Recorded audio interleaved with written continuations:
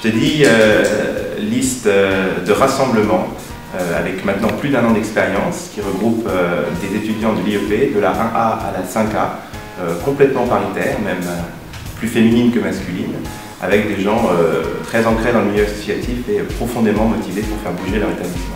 En quelques mots, 9 personnes sur la liste sont solidaires professionnels, qui est un collectif assez largement informel de militants pour l'écrasante majorité de gauche et de tendances très diverses, mais qui ont un idéal commun pour l'IEP, et sud étudiants avec qui on travaille. Les spécificités de notre liste, c'est d'être surtout une démarche. Alors, ce qu'on veut faire cette année, c'est véritablement défendre une voie nouvelle, une voie, allez, disons-le, quasiment révolutionnaire à l'IEP. C'est pour ça qu'on s'est appelé les affranchis, parce que qu'est-ce que c'est qu'aujourd'hui un rebelle à Sciences Po Lille? C'est celui qui met à la poubelle le drapeau rouge, qui desserre le poing, qui redresse la tête et qui met le mégaphone de côté.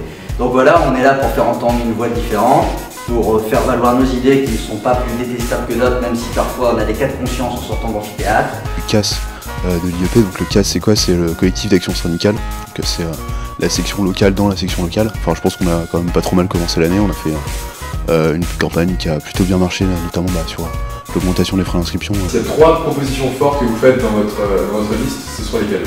Il y a en fait 3 axes.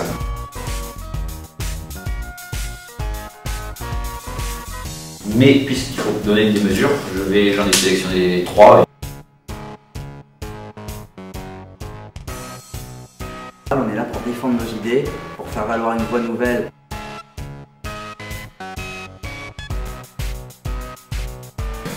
En premier point, ce sera...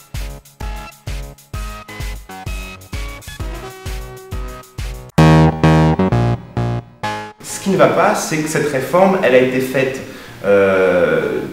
faite assez rapidement, peut-être trop rapidement, et qu'elle n'est pas suffisamment juste à notre sens. Un plafond supérieur qui soit encore plus haut que 3200, de façon à ce que ceux qui sont vraiment les plus riches payent vraiment plus. On agira en sorte de faire que le nombre de paliers soit multiplié de façon à lisser au maximum les effets de seuil. Plus il y a de paliers, plus la réforme est juste, moins il y a d'effets de seuil. Inscription égale CEMAL, égale marchandisation du savoir, égale on vomit dessus.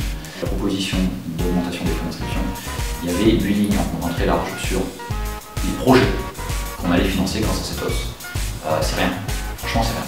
Enfin, on est vraiment à un stade de projet trop prématuré pour justifier une hausse, c'est même pas chiffré, c'est même pas quoi que ce soit. On est une école publique, donc évidemment il doit y avoir un plafond sur le maximum des inscriptions qu'on peut demander, mais pour un souci d'équité sociale, pensez notamment à cette catégorie d'étudiants qui n'est pas boursier mais qui est à l'échelon 0 ou légèrement au-dessus, qui va payer autant de frais d'inscription qu'un étudiant très répandu ici, parisien ici, qui aura les moyens de payer 4-5 fois plus de frais d'inscription. Ouais.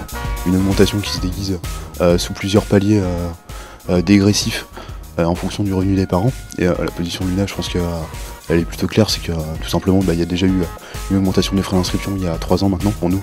L'augmentation des frais d'inscription, c'est pas une solution pour financer l'IEP. Modernisation.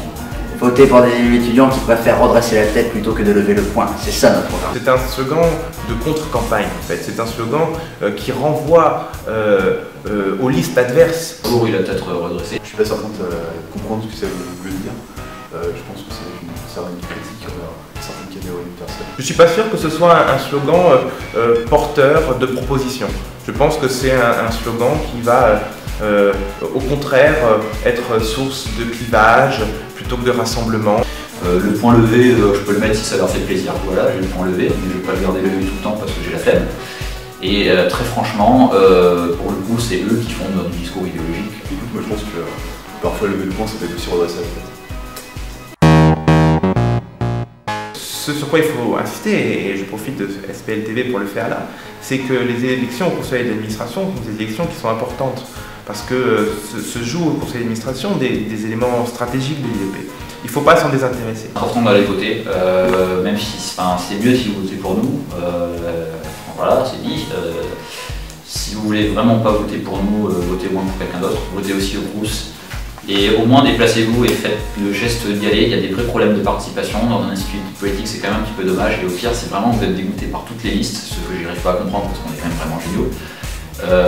Glissez une image de cul dans l'enveloppe, je sais pas, mais faites un truc, allez-y et au moins ayez l'action de participer aux élections. Ne vous en faites pas, le changement à l'IEP, c'est pas encore maintenant. Facile. Je voudrais dire que c'est très bien d'aller voter pour les élections au CADIEP, mais que le même jour il y aura une deuxième élection qui est quand même un peu plus large, c'est l'élection pro, le bureau de vote sera dans la même salle théoriquement, et que ce serait dommage d'aller voter pour le CADIEP, mais de s'abstenir pour le CADIEP. Tu peux juste dire, allez voter aux élections du CA et du CROUS ce jeudi 29 de 9h à 17h au 4e étage en P415. Alors 9h-17h, 9h-17h en P415. Alors, n'oubliez pas d'aller voter le jeudi 29 novembre au 4e étage en P415. Ça se passe de 9h à 17h et ça va être la fête.